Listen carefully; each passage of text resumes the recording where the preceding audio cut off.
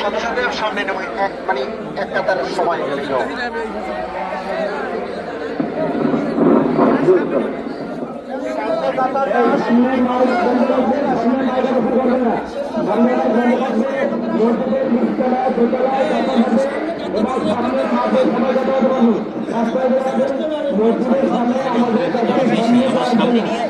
मेरे microphone unlock कर बोलते हैं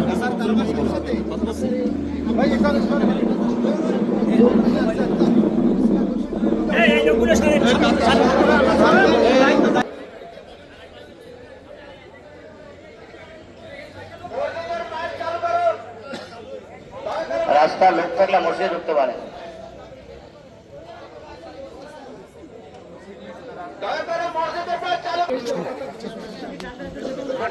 অন্য কোন আসো ওদিকে ভাই আচ্ছা পিছনে লোকগুলো ঠেকান না আপনার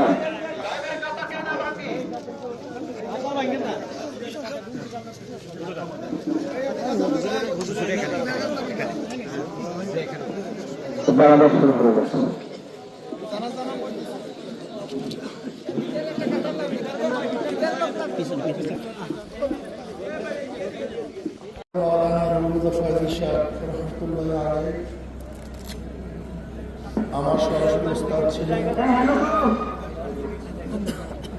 যখন চরমনৈতে নতুন কমলা কাছে খোলা হয়েছিল তখন আমরা কমলা কাছে সামনে অনেক দায়িত্বশীলের সাথে তারা দায়িত্ব পালন করেছেন। অনেক যোগ্য একজন দায়িত্বশীল ছিলেন। বিষয়ে কার্যকরী হিসাবে জীবন দায়িত্ব পালন করেছেন। ছিলেন এবং ছাত্র গঠনের কারিগর ছিলেন। একজন ছাত্রকে কিভাবে গঠন করতে হবে এর যত যোগ্যতা সমস্ত যোগ্যতা ছিল। এরকম করতেছেন কেন? মনে করি কেয়ামত পর্যন্ত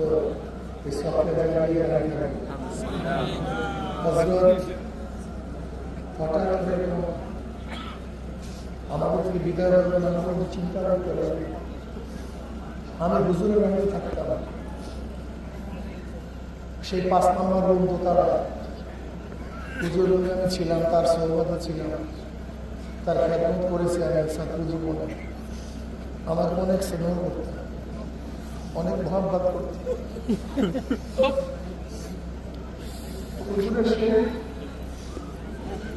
আমাদের কালী হুজুর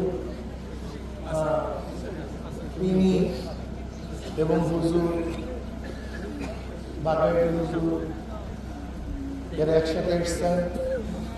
এরপরে এখান থেকে আর এক রত্ন চলে গেছে আইয়ুবানী সাহেব হুজুর, তিনি পরে আসছেন।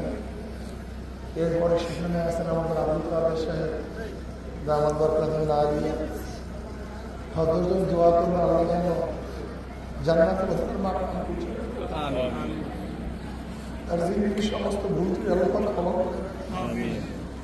তারা আল্লাহকে আল্লাহ কবুল করেন। এখন হযরতের দায়িত্ব পালন করবে বজরুলের বড় ছেলে মাওলানা হেদায়েতুল্লাহ সাহেব। সে আলহামদুলিল্লাহ হযরতের দায়িত্ব পালন করবে।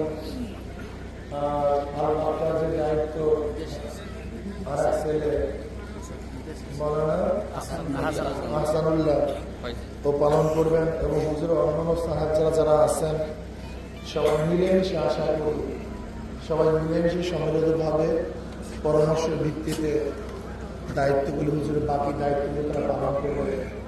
আল্লাহ পাক আমাদের সবাইকে কবুল করবে। এখন আমরা সবাই কাতার দিয়ে জানাজার কাতার মাঝখানে নামাজের মধ্যে ফাঁকা থাকার দরকার নেই। যদি আমরা কাছাকাছি দাঁড়াই কোনো অসুবিধা নেই, আমরা সবাই কাতার দিয়ে ফেলাম। আর লাস্ট আমার মনে হয় আমরা সবাই কাতার দিই, সবাই কাতার দিয়ে